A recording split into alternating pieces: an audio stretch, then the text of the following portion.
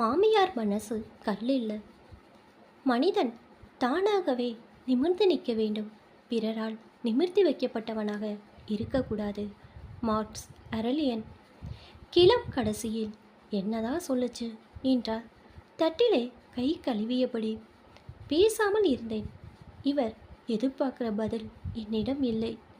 கிழவிக்கு என்னை தவிர மற்றவங்க எல்லார் மேலேயும் அன்பு புழுங்கி வழியுது. கேட்காமலேயே பணம் தருது என்றார் மறுபடி. மூளையில் கட்டிலில் படுத்திருந்த மாமியாரிடம் அசைவில்லை.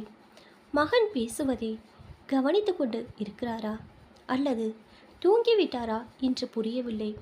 இப்போதே மணி 11 ஆகிவிட்டது. இப்போதெல்லாம் தாமதமாக தான் இரவில் வீடு திரும்புகிறார். ஞாயிற்றுக்கிழமைகளில் மதியம் 3 மணிக்கு மேலும், இதர தினங்களில் இரவு 9 மணிக்குள் கடை அடைத்து விடுவார். முன்பெல்லாம் சரியாக 9:15க்கு வீட்டில் இருப்பார். வாசலில் மொபட்டின் சத்தம் கேட்கும். இப்போது சைக்கிள் தான். மொபைட்டையும் விற்றாகிவிட்டது. கடையை பூட்டிவிட்டாலும் திரும்புவது லேட்டாதான். கேட்டால் சரக்கு எடுக்க போனேன், அது இது என்று ஏதேதோ காரணங்கள். கடை அப்படி ஒன்றும் இப்போது பிரமாதமாக நடக்கவில்லை. அருகிலேயே 20 அடியில் இன்னொரு கடை அழகான கண்ணாடி போட்டு இருக்கிறது. பின்ன எந்த ஜாமானை கேட்டாலும் இல்லை என்று பதில் வந்தால் யாருதான் விரும்புவார்கள் கடைக்கு வர? சொன்னால் இவருக்கு கோபம் வரும். என்னையே குறை சொல்லு, நான் தான் தலையாக அடிச்சுக்கிறேனே, கையில் பணம் இல்லை, சரக்கு வாங்கி போடணுன்னு. கிழவி வச்சுக்கிட்டே தரமாட்டேங்குது. தராமல் இல்லை, முன்பெல்லாம் கொடுத்தவர் தான். ஆனால் பண விஷயத்தில் கிழவி கெட்டி. கேட்ட பணத்தை எண்ணி கொடுத்துவிட்டு பேங்க் வட்டி கொடுக்க வேண்டும் என்று கராராக சொல்லிவிடும். இவரும் 4-5 முறை 5-5ஆக பணம் வாங்கிவிட்டு இன்று வரை வட்டியில் பாதிதான் கொடுத்து கொண்டிருக்கிறார். இதை தவிர வெளியிலும் கடன். கேட்டால் என்னென்னமோ பதில்கள். நல்ல வேளை குழந்தை ஒன்றோடு நின்றது. பிறந்ததும் பெண். அபிராமியை வளர்த்து ஆளாக்கினால் அதுவே பெரிய காரியம் என்று பெரும் மூச்சு விட தோன்றும். படுக்கையில் முன்பு போல் படுத்ததும் தூக்கம் வருவதில்லை. இப்போது என்னென்னவோ நினைவுகள். மனசு அலைப்பாய்கிறது. கணவனும் முன்பு போல் இல்லை.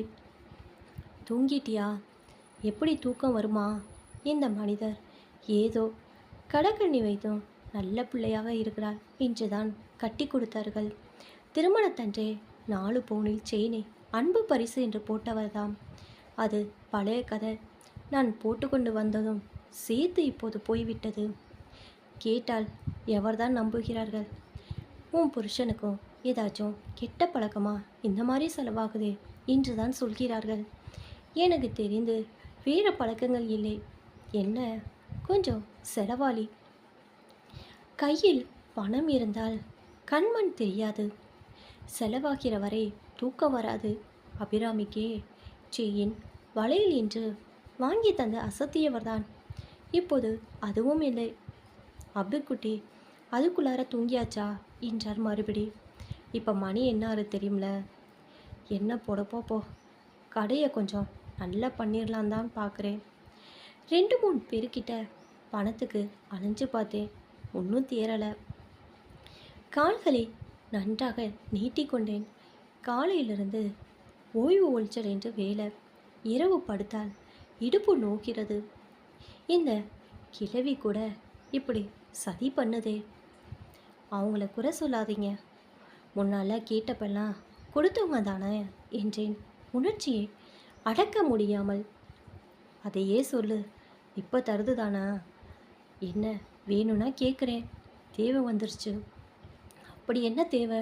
முன்னாலெல்லாம் நீங்களே சமாளிச்சிங்க. அதெல்லாம் உனக்கு புரியாது. நானும் மனுஷன்தான், உனக்கே தெரியும். அப்படி எப்படி போகிற வழக்கம் இல்லை. ஏதோ 2-1 தப்பாக முடிவெடுத்து பணம் நஷ்டமாயிடுச்சு. சரி, இப்போ ஈடு கட்டிடலான்னு பார்த்தா ஒத்து வர மாட்டேன்டா. சுருண்டு கிடக்கிற கணவன் மீது அனுதாபம் சுரந்தது. ஆனாலும் என்னால் ஏதும் செய்ய இயலாது. இனி கழட்டி கொடுக்க கட்டிய சேலை மட்டும்தான் மிச்சம். ஒரிஜினல் இருந்த இடங்களில் இப்போது கவரிங் மட்டுமே. இவகிட்ட தொங்கக்கூடாதுன்னு தான் பார்க்கிறேன்.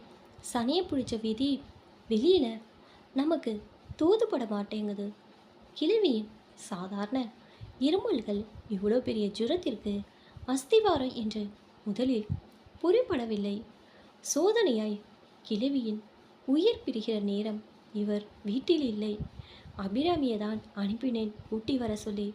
கொஞ்சம் பொறுத்துக்கங்க, இதோ வந்துவாரு என்றேன்.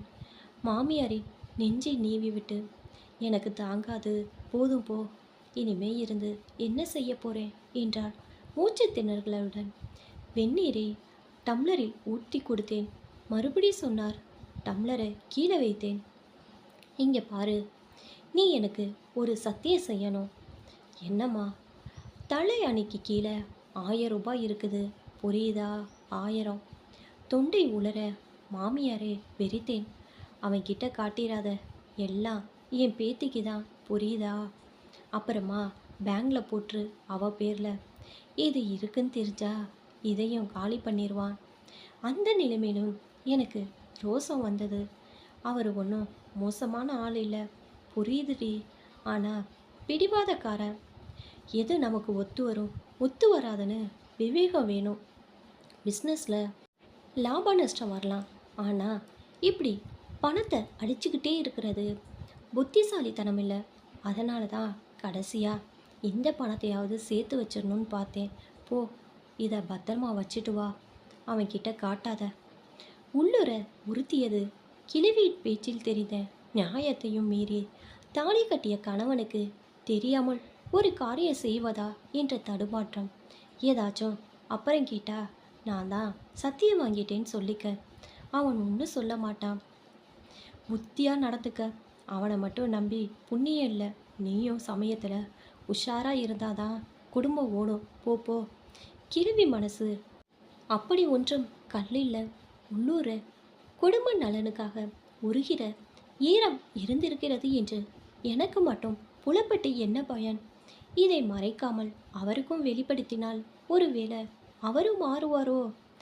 சமயம் வரப்ப பேசிக்க, இப்போ வேணாம் என்றார். என் மனசு புரிந்தவர் போல எழுந்து போனேன். பணத்தை பத்திரப்படுத்திவிட்டு திரும்பிய போது வாசல் கதவு திறந்து அவரும் அபிராமியும் உள்ளே வந்தார்கள். கிழவியின் தலை தொங்கியிருந்தது.